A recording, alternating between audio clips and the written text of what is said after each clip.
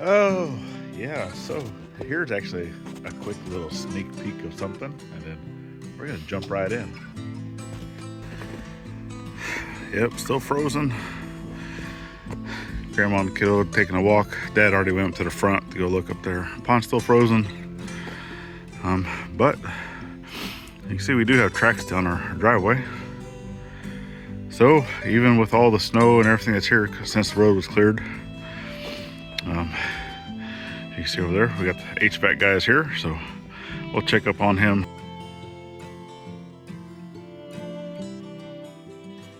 So yeah, welcome back to the Journey, friends. As you can see, still a whole bunch of snow, whole bunch of snow. But we actually had some folks here. Yep. So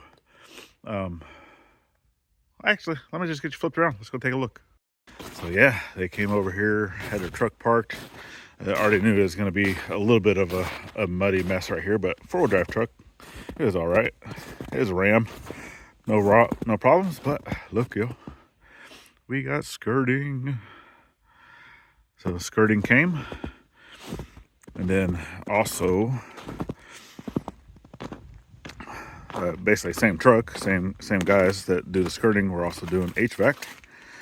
Or at least one of the gentlemen, two gentlemen were doing skirting, and one was doing HVAC. So we got, boom, got our unit out here. So that's awesome because it's pretty much exactly where I wanted them to put it, because I already knew that the back porch is going to actually extend, more or less like up to in this area here, right? It probably won't go past that vent, but that way the stairs would come down here, and we're not going to have to deal with any of this piping or the stuff underground with putting in footers and stuff.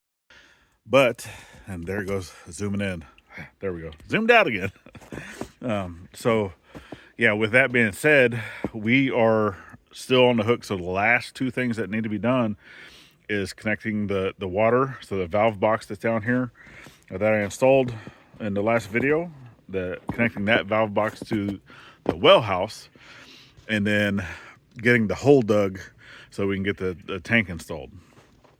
All right, so all together, everything, because we're already been talking, with Gary and Mary over at Junk to Gems, and we thank them for being able to put us on their schedule, right, of being able to get over here.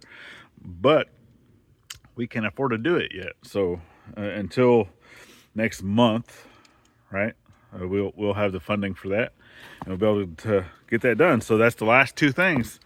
And then we can get the person over here, to be able to basically inspect everything, look at the house, and give us the keys.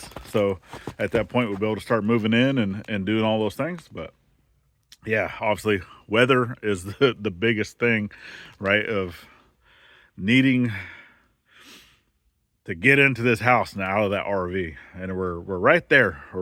So, but yeah, the soonest we can get the backhoe over here and get this stuff done, and we'll call up the septic guys and get that tank and stuff connected.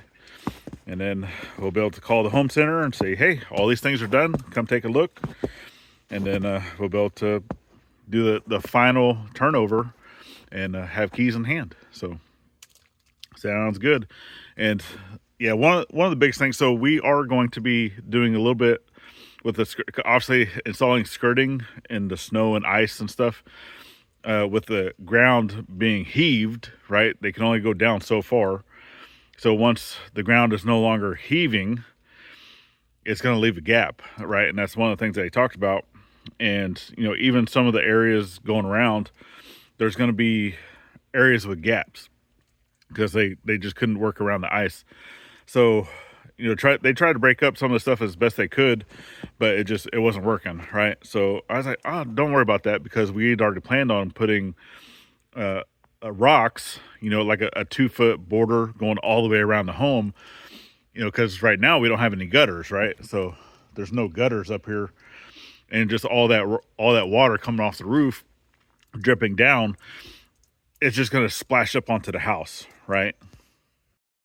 And we obviously don't want the whole bottom of the house to get the mud and the muck and all that, and just turning it into a nasty nightmare. So once we can bring in a load of rock as well, we're going to do that to kind of help with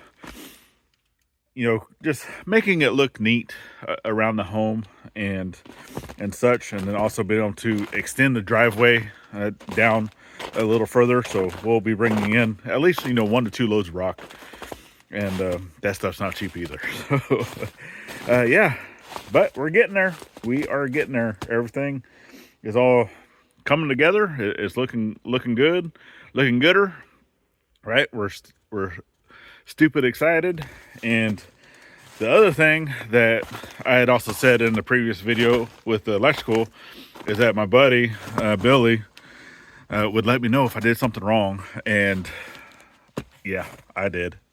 So and that's fine, because I actually looked up. I was, and I'll put that on the screen right here of what I found whenever, because I searched, right? Because we put up the 2 hot wires and the neutral wire and the ground wire into 3 separate conduits. And whenever I found that blurb, it said, yeah, it's fine to do that. And then I went through and I got Billy said, hey, let's chit chat. So I gave him a call, and I was like, okay, and start talking about it and stuff. And well, that can actually cause inductance. So if you don't know what that is, look up inductance. It's basically, with those wires going up through 2 separate things, there's a metal ring that holds that conduit in place on the service panel. And those wires passing through that metal ring being separated can cause the magnetic fields, right, going through that wire, can cause all that stuff to heat up, especially if it's under a heavy load. And if it heats up enough, it can actually cause a fire and then burn the house down. So we don't want to do that. We are doing everything by the code, even though we are not required here locally where I'm at, to have a licensed individual come and do anything. We don't have to have the permits, none of that stuff, right?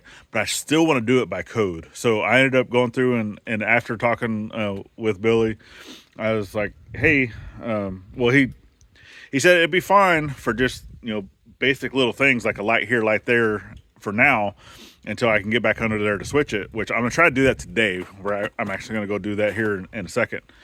But this is just going to be a quick update of, hey, what's going on, all this stuff. We got the skirting, we got the HVAC, and we're having to wait. We can't move into the home yet until it's actually, the tank is hooked up and it's actually hooked up to water, right?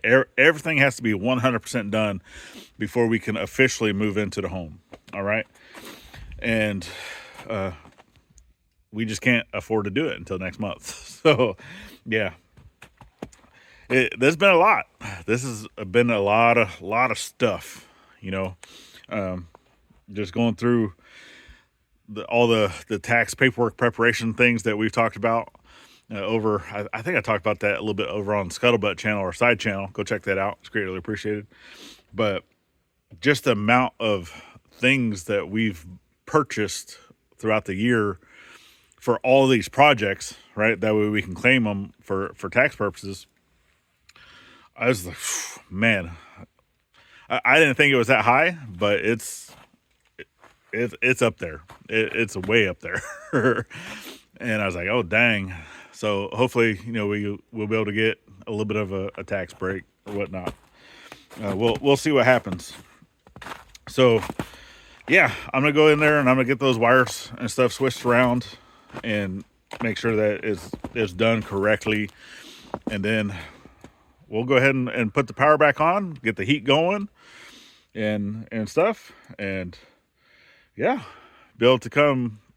I mean, they just said that we can't be living in the home, but there's no reason why we can't hang out in the home. you know, to stay warm instead of over in that cold RV, because even with the heat in the RV, that thing is junk. Never buy an RV during a pandemic. I'll just leave it at that, right? So yeah, that's it. That's what we got going on. I know this one's short and sweet, to the point. Not really showing any building type stuff, but yeah, we're excited. We're almost there.